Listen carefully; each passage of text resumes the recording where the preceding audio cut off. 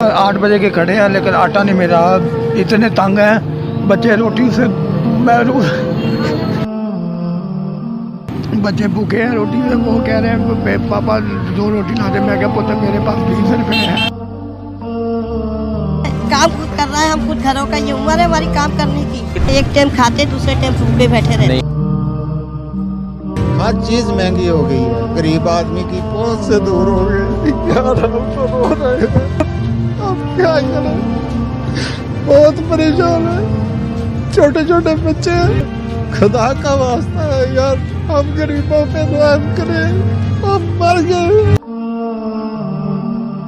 गरीब को रोटी मिल रही है तो तुम्हारे आदाद शुमार ठीक है, अगर उसके दरवाजे तक नहीं पहुंच रही तो फिर तुम जितने भी आंकड़े मिलाओ वो सारे गलत हैं। यार इस कौम को मारना है तुमने, तुम्हें चाहिए तो ये था कि तुम मिनी बजट पेश करते हुए ये कहते कि हम अपनी अयाशियां खत्म कर रहे हैं।